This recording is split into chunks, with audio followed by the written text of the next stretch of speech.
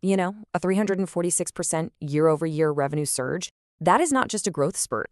That is a complete fundamental rewiring of an entire industry's economics.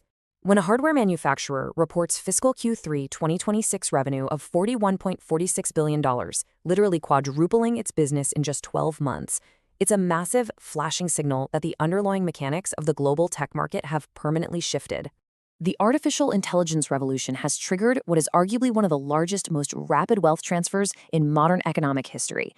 Billions are being channeled directly into the physical infrastructure required to make generative AI even possible. And this massive capital wave, it's pushed a single hardware supplier's revenue into entirely unprecedented territory. The data centers being built right now by the world's most valuable companies are demanding components at a scale that the existing supply chain just absolutely cannot support. Which brings us to the AI memory bottleneck. Here's the core issue. This multi-trillion-dollar AI build-out has hit a rigid physical limit. You can have the most advanced graphics processing units on Earth, the literal brains of AI, but they are entirely useless if they can't be fed data fast enough. They are starving for a very specific type of memory. To really get why this bottleneck exists, just think about how computing memory actually works. Traditional DRAM, that's basically your desk space. It gives you the short-term room to actively work. NAND flash, that's your filing cabinet, where data goes for long-term storage. But high bandwidth memory, or HBM, well, that operates entirely differently. It is a highly specialized, ultra-fast delivery system. If an AI processor is a Formula One engine, HBM is the high-pressure fuel pump you need to keep it running at top speed. Without it, the engine just idles. But the manufacturing reality of this memory is intensely complex. Creating HBM requires vertically stacking delicate layers of silicon directly alongside the processor. This incredibly advanced metallization and packaging process creates a massive structural choke point. AI systems can only compute exactly as fast as this tight, constrained memory allows. You can't just fix this with software updates. You literally cannot bypass the laws of physics. And because those manufacturing barriers are just so extreme, only 3 companies on the entire planet possess the capability to produce this critical component at scale. Look at the landscape as of early 2026. SK Hynix controls 58% of the HBM market, while Samsung and Micron hold 21% each. This tight oligopoly controls nearly 100% of the world's AI memory supply. Think about that. When a tiny handful of suppliers control the exact resource every major tech giant desperately needs, it creates extraordinary pricing power. And that is exactly what investors are paying a premium for right now.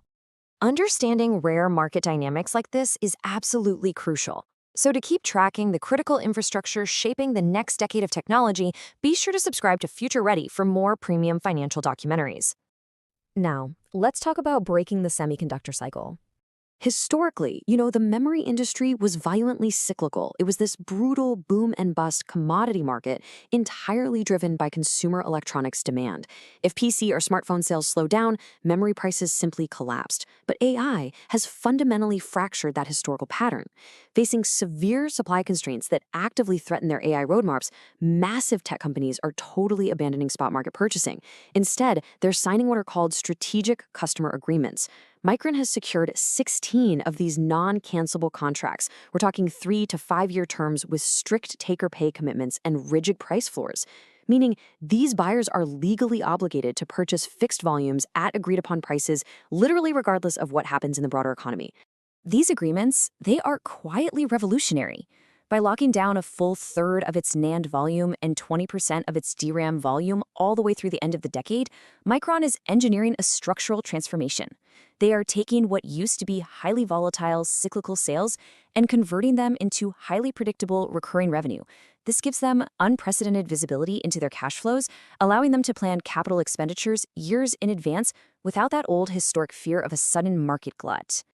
If you're looking to spot these massive market-shifting paradigm changes long before they are priced in by the crowd, make sure you join the Future Ready channel. Next up, the Anthropic partnership.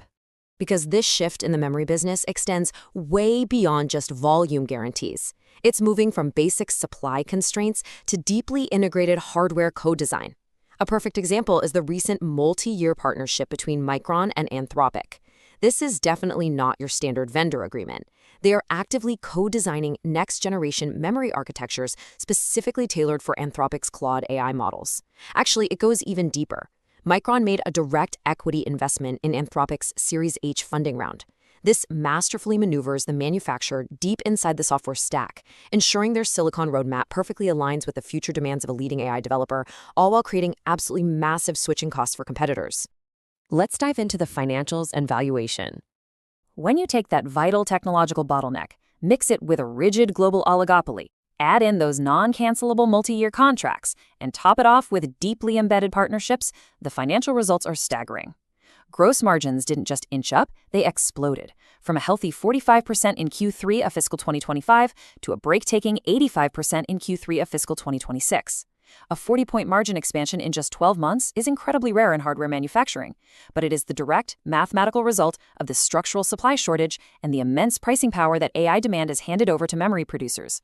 They are quite literally selling every high-bandwidth chip they can manufacture at a massive premium. Now, to even attempt to meet this insatiable demand, their capital expenditure is just surging. Micron is deploying roughly $27 billion in fiscal 2026 across its global fabrication plants, pulling in equipment orders and accelerating timelines as fast as possible. And yet, even with this massive scale-up, management expects their HBM capacity to remain entirely sold out well into 2026, meaning this historic wave of capital investment is still only going to satisfy a fraction of the actual market demand. And Wall Street has aggressively repriced this new reality. The combination of locked-in revenue visibility, those soaring margins, and the structural AI demand absolutely rocketed the company's valuation over the $1 trillion threshold in May of 2026. The market is basically betting that a historically cyclical commodity manufacturer has officially transformed into an indispensable pillar of global computing infrastructure. But we absolutely have to look at the bear case. Because let's be real, treating semiconductor stocks as risk-free assets completely ignores critical market dynamics. The higher that valuation climbs, the smaller your margin for error becomes. There are highly realistic downside risks here. For one, consumer inflation continues to apply heavy pressure on the traditional PC and mobile markets, which, remember, still represent a huge chunk of overall memory demand. If consumer spending stalls out, those non-AI divisions are going to drag on earnings. Furthermore, at these multiples, the stock is priced for absolute perfection. Any delay in their HBM4 rollout or even a slight slowdown in hyperscalers' capital expenditure would trigger a severe correction. And it's really worth noting that there's been heavy institutional selling lately.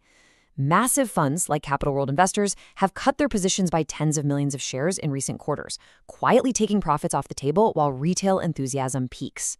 So, to navigate these complex dual realities, subscribe to Future Ready for completely objective, evidence-based investment analysis that actually separates the hype from mathematical reality. The verdict: does it make sense to buy MU? Acquiring shares in this environment really depends entirely on your specific time horizon and your strategy. Let's break it down. For swing traders, the thesis has to rely on trading the aggressive momentum while setting incredibly strict support and validation levels. The volatility in the memory sector is notorious, right? So taking a position requires tight risk management against potential pullbacks if the broader AI sentiment wanes even slightly. Now, for long-term investors, the calculation is entirely different. Your decision rests on weighing this immense structural moat of AI memory and the stabilizing force of those multi-year contracts against the sheer massive scale of their $27 billion CapEx cycles. You are buying a structurally improved business, absolutely, but you're buying it at a historic premium. So the ultimate question hanging over this massive trillion-dollar valuation is whether the underlying economics of the chip industry have truly, permanently changed. Are these strategic agreements enough to actually break the historical cycle, or is this simply the loudest, most profitable boom before the inevitable, crushing bust?